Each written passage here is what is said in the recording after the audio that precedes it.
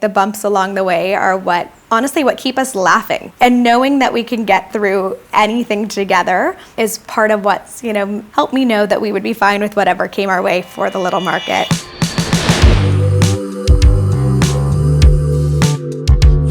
I'm Hannah Skvarla, and I co-founded The Little Market with Lauren Conrad in 2013.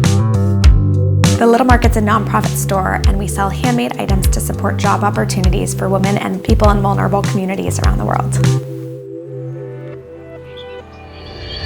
When we launched with products from 9 artisan groups in 5 countries, and we currently have products from more than 75 artisan groups in more than 25 countries. Lauren and I were both going to FITM, which is the Fashion Institute of Design and Merchandising, and we became friends pretty quickly.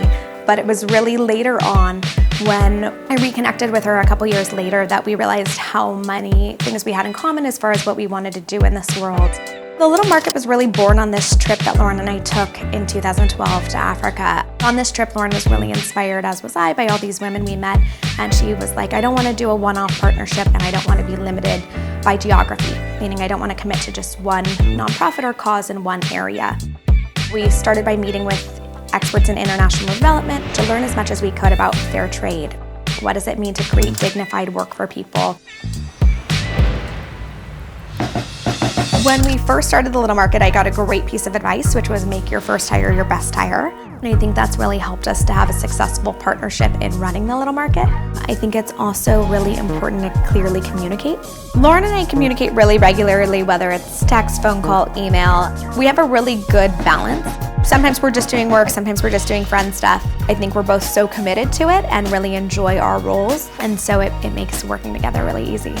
As an entrepreneur, there's so many demands on your time. You have to figure out when it's time to delegate a project, when it makes more sense for somebody else to do it. There's only so many hours in the day, and if you're doing a task that somebody else could do, then it's going to be harder for your organization to grow.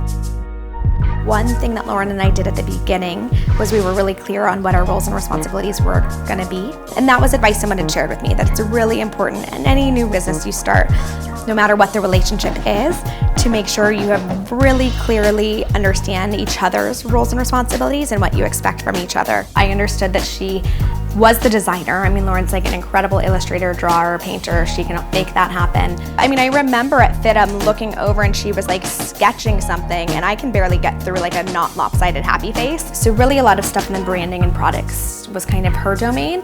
And then stuff in the human rights space, nonprofit space was mine. I think it's really important to stay focused on what you're trying to create. I think it's really easy to get distracted and even discouraged when you see other businesses or other concepts out there. But I think if you stay true to your mission, that's really key and really important. So for an entrepreneur looking to run a business with global reach, there's a lot to consider. As you can imagine, when you're communicating with artisans in more than 25 countries, you're dealing with different time zones, different languages, a lot of holidays that we don't have, so our schedules don't always sync up. We have an artisan group in a small remote village outside of Chiapas, Mexico, who doesn't have internet access in their community. And many of the artisan groups we work with have never shipped internationally before. From the beginning, we always wanted to be able to support artisans to get their items to a global marketplace. So with that comes some extra challenges with logistics and communications. I've also really enjoyed meeting with artisans locally here in the US. Lauren and I have visited the artisans who make our candles, who are women who have resettled here, who came to the US as refugees. Most recently, we actually brought on a new group. Our sugar scrubs are now made by women who were actually trafficked here to LA. And we really work around that team's needs. We're really proud of that program we've built. I think this kind of work can be really emotional. I'm a doer, so I really try to use all that energy to do good, to work every day towards a solution that I see as really impactful. And so often in those moments where things get hard or you feel discouraged, it's important to have that and be reminded of why you started. Recently my daughter's been asking, she's 6, and she wants to know if when she grows up she can work at the Little Market.